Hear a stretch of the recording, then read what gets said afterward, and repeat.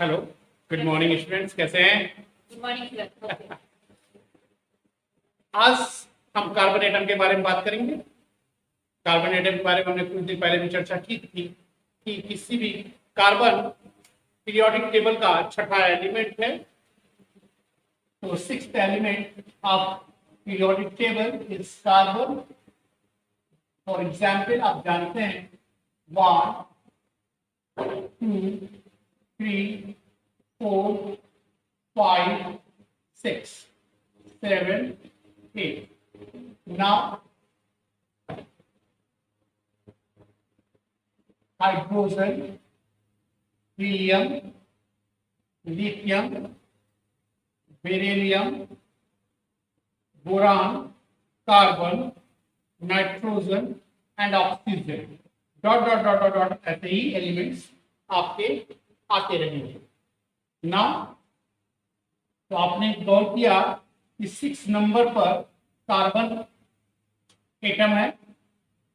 तो 6 नंबर, तो जिस नंबर पे जो एलिमेंट होता है वो उसका एटॉमिक नंबर कहलाता है। तो कार्बन का एटॉमिक नंबर 6 होगा। एटॉमिक नंबर अगर 6 है तो इसमें इतने ही प्रोटॉन होंगे, 6 प्रोटॉन होंगे। यानी हम कह सकते हैं कि कार्बन है 6 प्रोटॉन, प्रोटॉन 6 हो गया और न्यूट्रॉन इलेक्ट्रॉन भी 6 हो गया। ओके, तो कार्बन में 6 प्रोटॉन और 6 न्यूट्रॉन हो गया। अब इसमें हम इलेक्ट्रॉन हो गया। अब इसमें हम न्यूट्रॉन की बात करेंगे तो न्यूट्रॉन कितना होगा? न्यूट्रॉन भी 6 हो जाएगा, क्योंकि कार्बन का एटॉमिक वेट 12 होता है। तो 12 माइनस एटॉमिक नंबर 6 सब्ट्रैक्ट कर देंगे तो आ जाएगा 6। ये आपका नंबर ऑफ न्यूट्रॉन हो। तो नंबर ऑफ न्यूट्रॉन भी आपका 6 हो गया। तो आप कार्बन में आप देख रहे हैं कि 6 प्रोटॉन, 6 इलेक्ट्रॉन और 6 न्यूट्रॉन। सो आपने देखा कि कार्बन का एटॉमिक नंबर 6 था। जब इसका हम इलेक्ट्रॉनिक विन्यास इलेक्ट्रॉनिक कॉन्फ़िगरेशन करते हैं तो 2 और 4 होता है। 2 और 4 है तो इसका मतलब इसके आउटर मोस्ट ऑर्बिट में 4 इलेक्ट्रॉन है। और 4 इलेक्ट्रॉन जब हैं, ये इलेक्ट्रॉनों की संख्या, हम इलेक्ट्रॉनिक कॉन्फ़िगरेशन बोला ना मैंने, इसका मतलब इलेक्ट्रॉनों में यानी कि इलेक्ट्रॉनिक नंबर को हमने इलेक्ट्रॉनों के पार्ट में तोड़ा हमने, तो 2 और 4 हो गया। बोरबरी के नियम के अनुसार सबसे पहली कक्षा में 2 इलेक्ट्रॉन होते हैं, दूसरी कक्षा में 8 इलेक्ट्रॉन होते हैं। कि कक्षा में इलेक्ट्रॉनों की संख्या 2n स्क्वायर के अनुसार भरी जाती है। किसके अनुसार भरी जाती है? 2n स्क्वायर के अनुसार भरी जाती है। जहां n क्या है? Number of carbon atom. n क्या है? Number of orbit, number of orbit के कक्षा में इलेक्ट्रॉनों की संख्या। तो 2 इंटू, अगर हम n = 1 ले लेते हैं, n = 1 लेते हैं तो क्या हो जाएगा? 2 इंटू 1 स्क्वायर = 2। तो पहली कक्षा में सिंपल बात है, पहली कक्षा में 2 इलेक्ट्रॉन। तो n = अगर 2 लेते हैं तो 2 इंटू 2 स्क्वायर यानी कि 2 स्क्वायर का 4 हो गया। 2 मल्टीप्लाई करेंगे तो क्या हो जाएगा? ये 8 आ जाएगा। ओके, 2 2 4 4 8। ओके, तो 8 आ गया। तो 8 इलेक्ट्रॉन दूसरी कक्षा में होना चाहिए, लेकिन इसके बाद कुछ 6 इलेक्ट्रॉन है। तो 6 इलेक्ट्रॉन है तो सिंपल सी बात है, यहाँ 2 हो जाएगा और जितना बचेगा अगली कक्षा में आ जाएगा। तो इसको ऑक्टेट कंप्लीट करने के लिए जितने इलेक्ट्रॉनों की आवश्यकता होती है, सिंपल सी बात हम कह सकते हैं कि कार्बन को किसी भी तत्व कक्षा में, सबसे बाहरी कक्षा में अष्टक पूरा करने के लिए, ऑक्टेट कंप्लीट करने के लिए जितने इलेक्ट्रॉन की आवश्यकता होती है, उस नंबर ऑफ इलेक्ट्रॉन को उस तत्व की संयोजकता कहते हैं। यानी कार्बन को 8 पूरा करने के लिए यहाँ 4 और जरूरत हुई। 4 तो पहले से इसके पास है, अगर हम 4 इसमें और ऐड करेंगे तब ये 8 होगा। इसका मतलब जितनी जरूरत हो रही है 4 की जरूरत पड़ रही है। इसलिए हम कह सकते हैं कि कार्बन की वैलेंसी,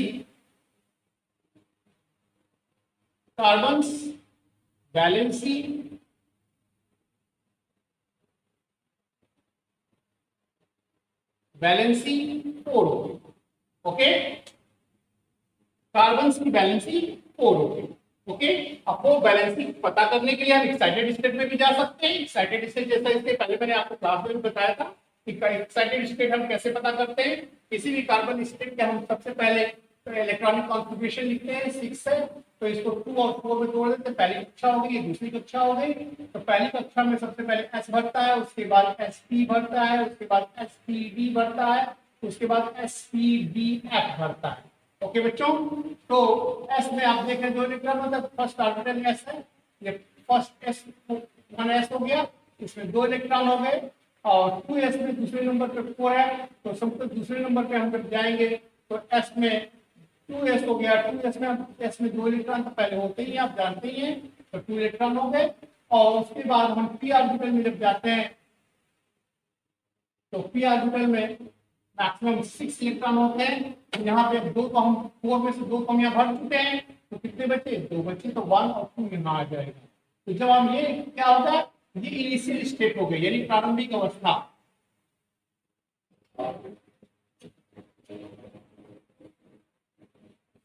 प्रारंभिक अवस्था होगी इसकी, किसकी? कार्बन की।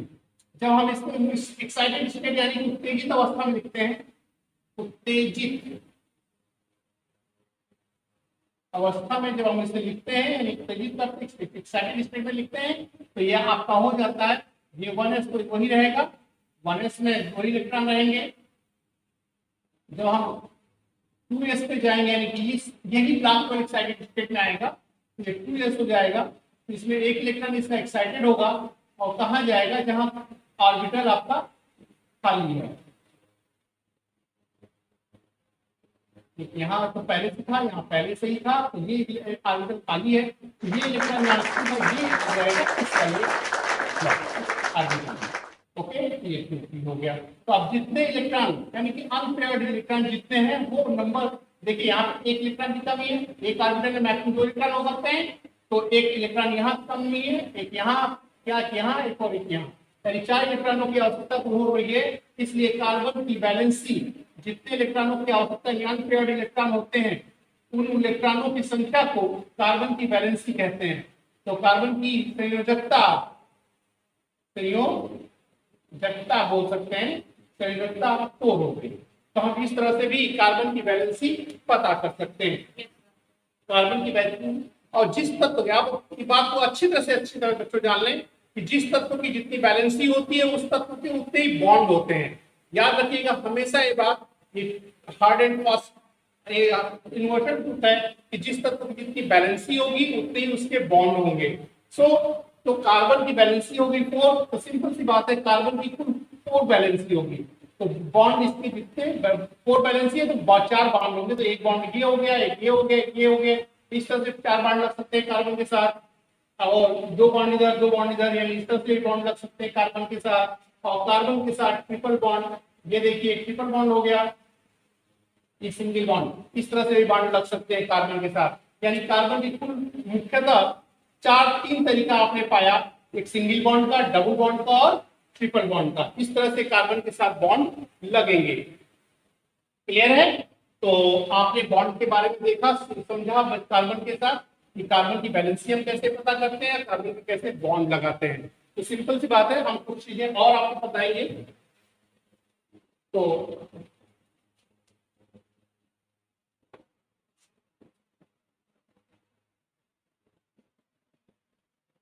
फॉर एग्जाम्पल हम लेते हैं, ये कार्बन है CH4, मेथेन है, मेथेन की अगर हमें बॉन्डिंग करनी हो तो कैसे करेंगे? जिसकी परमाणुता यानी शक्ति जिसकी देखिए 4 कार्बन के पास 1 नंबर है, यानी कोई भी नंबर नहीं है, यानी 1 है, और यहाँ हाइड्रोजन के पास 4 नंबर है। तो जिसकी मॉलिक्यूलरिटी यानी परमाणुता जिसकी कम होगी, अणुता या परमाणुता कह लीजिए, जो भी कम होगी उसी को हम सेंट्रल एटम बनाएंगे, यानी कार्बन सेंट्रल एटम हो गया। और हाइड्रोजन 4 हो गए इसके साथ, तो चारों डायरेक्शन में एक हाइड्रोजन लग जाएगा। तो इससे हाइड्रोजन के साथ सिंगल बॉन्ड लगता है, इसलिए हम सिंपल की बात समझ गए कि हाइड्रोजन की वैलेंसी 1 है, इसलिए हाइड्रोजन के साथ सभी हाइड्रोजन के साथ सिंगल बॉन्ड लगा। लेकिन कार्बन के साथ 1 2 3 4 4 बॉन्ड लगे थे, कार्बन की वैलेंसी आपको बता ही चुका था 4 है, इसलिए 4 बॉन्ड लग गए। और उसी तरह C2H6 हम लेते हैं, C2H6 हमने लिया तो 2 कार्बन है, 6 और 4 जो कम है उसी को सेंट्रल एटम बना लेंगे। तो 2 कम है 6 से, इसका मतलब कार्बन को हम सेंट्रल एटम बनाएंगे।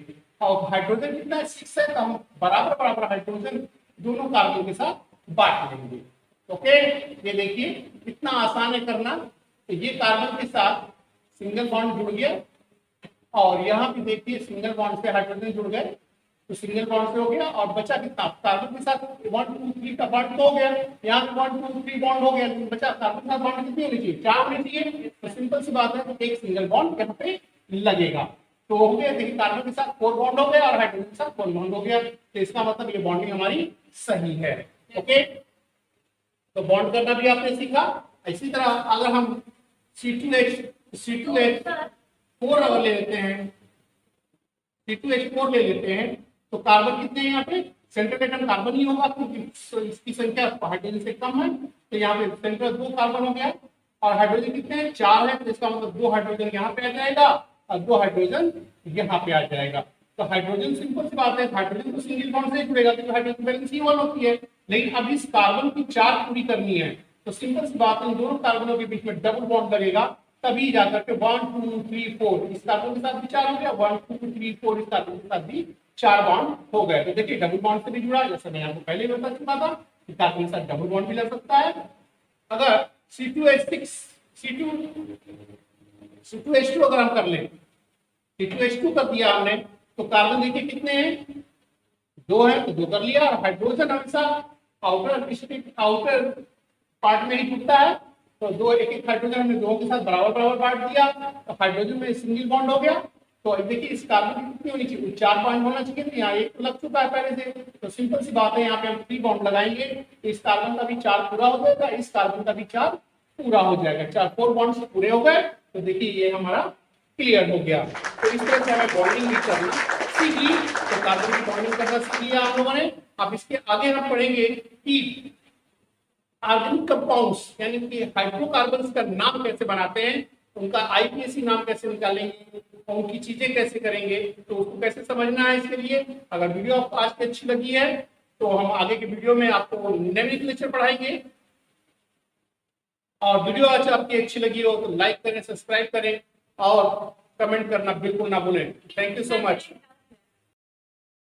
बच्चों अभी एक क्वेरी आई है बच्चों की कि सर कार्बन से जुड़ने वाले 2 हाइड्रोजन के बीच में कितने डिग्री का एंगल होता है।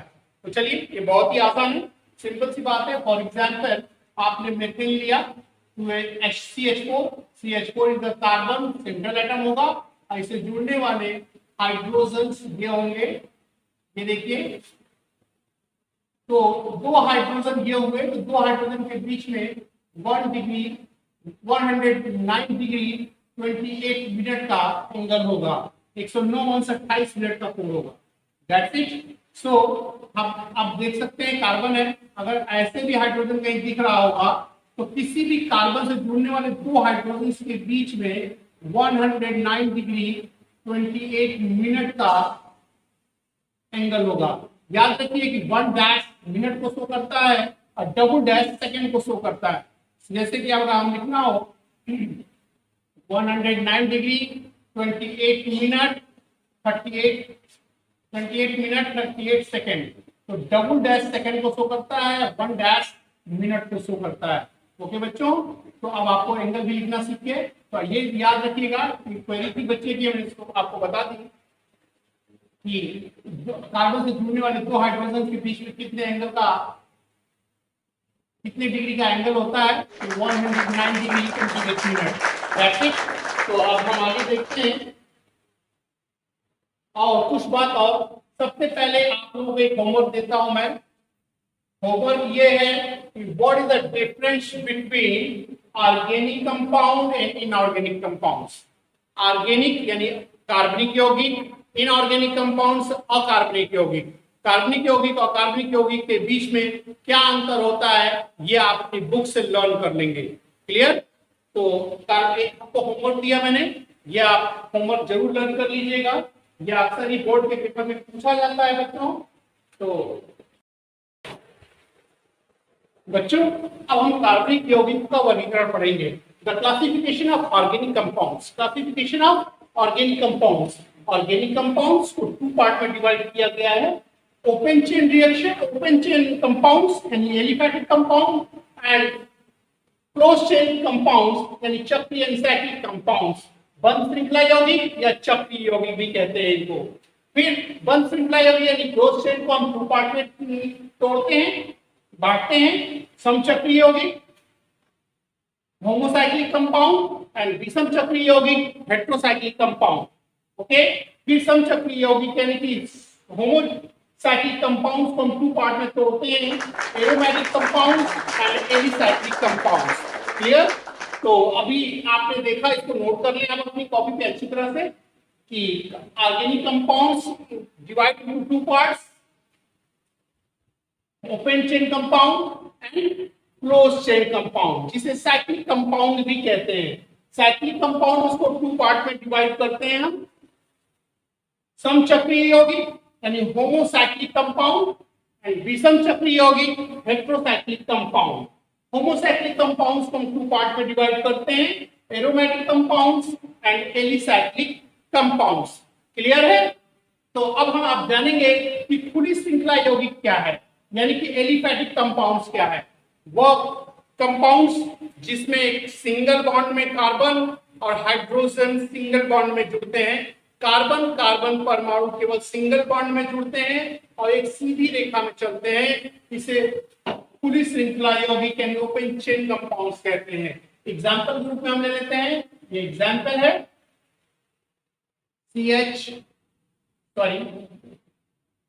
Single bond C single bond C single bond C single bond H single bond H single bond H single bond H single bond H single bond H single bond H single bond H single bond H and single bond H। आप देख रहे हैं ये पूरा open है। कैसे open है? आप किसी भी डायरेक्शन में कहीं घूम आप अंदर जाकर के निकल सकते हैं। ये देखिए ये चीज निकल गई, ये देखिए ओपन चेन कंपाउंड है। क्लियर? तो इसमें कोई भी ज्यामितीय आकृति नहीं बन रही है, इसे हम ओपन चेन कंपाउंड्स बोलते हैं इसे। ओके, तो आप देख रहे हैं ये ओपन चेन कंपाउंड है। अब हम आते हैं क्लोज चेन कंपाउंड्स पे। अगर इस तरह का कहीं भी स्ट्रक्चर आपको दिख जाता है तो ओपन चेन कंपाउंड है।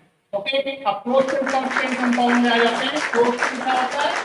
जैसे कोई भी एक ज्यामितीय आकृति बनती है यानी ज्योमेट्रिकल स्ट्रक्चर बनता है तो उसे हम क्लोज चेन कंपाउंड्स कहते हैं। जैसे C single bonded C, double bonded C and single bonded C या डबल बॉन्डेड या सिंगल बॉन्ड कर लीजिए, इसको डबल बॉन्ड कर लीजिए। तो अब यहाँ पे क्या हो जाएगा? दो हाइड्रोजन हो जाएंगे, यहाँ पर एक हाइड्रोजन हो जाएगा और यहाँ पर एक हाइड्रोजन। तो आप बीच में देख रहे हैं यहाँ पर एक ट्रायंगल की जैसी आकृति बन रही है, तीन कार्बन के बीच में ट्रायंगल जैसी आकृति बन रही है, तो ये क्लोज चेन में आ जाता है। क्लोज चेन कंपाउंड्स बोलते हैं इसे। ओके, अगर ऐसा स्ट्रक्चर कहीं भी दिखता है तो आप इसे क्लोज चेन कंपाउंड बोलेंगे। जैसे आप एक एग्जांपल और देखते हैं हम, C single bonded C, double bonded C, single bonded C, double bonded C, single bonded C and double bonded C। आप देख रहे हैं सभी के साथ H होगा, देख रहे हैं? तो आप देख रहे हैं कि ये क्या है? 1 2 3 4 5 6 है ना, हेक्सागोनल है। हेक्सागोनल है यानी कि कहते हैं 6 भुजाएं हैं इसमें। तो इसलिए क्या हो गया? ये एक ज्योमेट्रिकल स्ट्रक्चर है, इसलिए ये क्लोज चेन कंपाउंड या साइक्लिक कंपाउंड में आ जाएगा।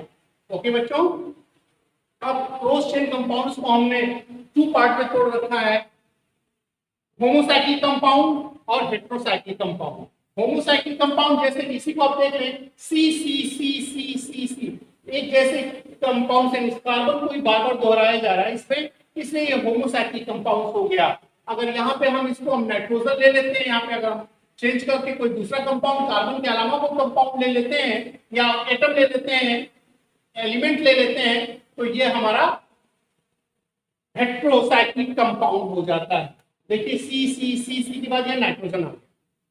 ओके, इसकी वैलेंसी 3 है यानी 3 बॉन्ड आ गया। ओके, या फिर सी हो गया, तो एक अलग हो गया इसमें, इसलिए विषम चक्रीय यौगिक यानी हेटेरोसाइक्लिक कंपाउंड कहलाएगा। अब उसके बाद समचक्रीय यौगिक यानी कि होमोसाइक्लिक कंपाउंड्स को हम टू पार्ट में तोड़ते हैं, एरोमेटिक कंपाउंड्स और एलिसाइक्लिक कंपाउंड। एरोमेटिक कंपाउंड है एलिसाइक्लिक कंपाउंड्स के लिए एलिसाइक्लिक कंपाउंड जिसमें कार्बन के बीच केवल सिंगल बॉन्ड पाया जाता है, डबल बॉन्ड नहीं पाया जाएगा। लेकिन साइक्लिक कंपाउंड तो होगा लेकिन सिंगल बॉन्ड में। क्लियर? जैसे देख लें सी सिंगल बॉन्डेड सी, सिंगल बॉन्डेड सी, सिंगल बॉन्डेड सी। और ये देखिए हाइड्रोजन हो गया, ये हाइड्रोजन हो गया। और यहाँ पे भी देखिए आप, ये हाइड्रोजन हो गया, ये हाइड्रोजन हो गया।